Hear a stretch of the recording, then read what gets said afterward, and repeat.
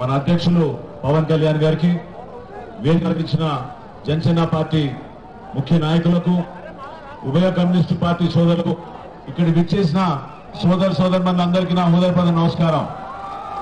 Janasena party తరఫున మిమ్మల్ని అందరినీ కూడా ఒకే బడిలో ఒక ప్రయాణంలో ఏదైతే ఒక మార్పు కోరుకున్నామో ఆ మార్పులో మిమ్మల్ని నిలబడడానికి మిమ్మల్ని కూడా మేము ఆలోచించిన విధానంలో మీరు కూడా భాగస్వాములు అవ్వాలని ఒక దృఢ సంకల్పంతో పవన్ కళ్యాణ్ గారు ఈ రోజు రాజకీయాల్లో ఒక గొప్ప అడుగు వేసి ముందుకెళ్తా ఉన్నారు.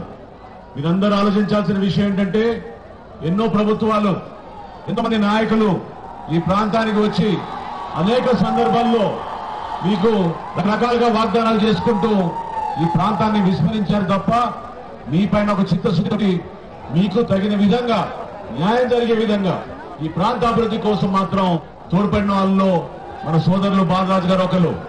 అటువంటి నాయకుడిని మీరు తప్పకుండా బలపరచాలి. ఈ ప్రాంత అభివృద్ధి కోసం ప్రత్యేకంగా గిరిజనుల కోసం ప్రభుత్వాలు ఇచ్చిన హామీలను నిలబెట్టుకోవాల్సిన సందర్భం ఖచ్చితంగా వచ్చింది. మీ అందరికీ బాగా తెలుసు బాక్సైట్ విషయంలో ఏ విధంగా పోరాటం చేశామో, ఏ విధంగా ఎందరితో నిలబడి బాక్సైట్ మైనింగ్ మాత్రం ఎట్టి పరిస్థితుల్లో మన మన్య ప్రాంతాల్లో జరగనేది ఒక బలమైన నిర్ణయం తీసుకుని పోరాడాము. ఆ నిర్ణయానికి అనుగుణంగా జనసేన పార్టీ తరఫున మన అధ్యక్షులు వారు ఏ సందర్భాలైనా సరే పర్యావరణాన్ని రక్షించాలి, మన ప్రజల కోసం భావితరాల కోసం ఎప్పుడు కూడా మనం నిలబడి అవసరమైతే మనం వెళ్ళి అక్కడ ఆ స్థానంలో కూడా ధర్నా చేద్దాం అంతే తప్ప ఇక్కడ మాత్రం ఇల్లీగల్ మైనింగ్ కానీ బాక్సైట్ మైనింగ్ కానీ లాటరీ మైనింగ్ కానీ జరగకూడదు అనేది ఒక గొప్ప నిర్ణయం తీసుకుని ఆయన కూడా ఈ ప్రాంతాల్లో దాదాపు వారం పెట్టించి మీ అందరి తరఫున పోరాడారు. అటువంటి వ్యక్తి ఈ ప్రాంతానికి ఇంకా మంచి అభివృద్ధి చేయాలి. అనేక మంచి కార్యక్రమాలు ఉన్నాయి మా మనసులో.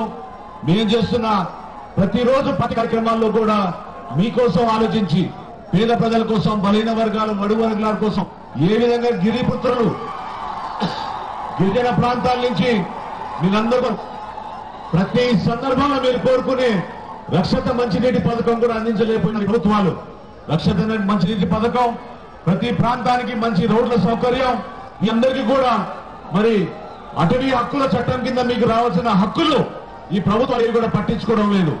వామపక్షాలతో పాటు 2 రోజుల్లో మాకు ఒక మంచి సమావేశం ఉంది. ఆ సమావేశంలో కూడా వాళ్ళందరితో కూడా చర్చించి ఏ విధంగా మీ అందరం కూడా మా కార్యాచరణని ముందుకు తీసుకెళ్లగలుగుతాం. మీకోసం మేము నిలబడ్డాం, ప్రజల కోసం నిలబడిన పార్టీ జనసేన పార్టీ. అటువంటి మంచి నాయకుడిని మనం ఈ రోజు పాడేరులో ఆహ్వానించుకోవడం నేను కూడా మీతో పాటు ఎంతో గర్వపడుతున్నాను.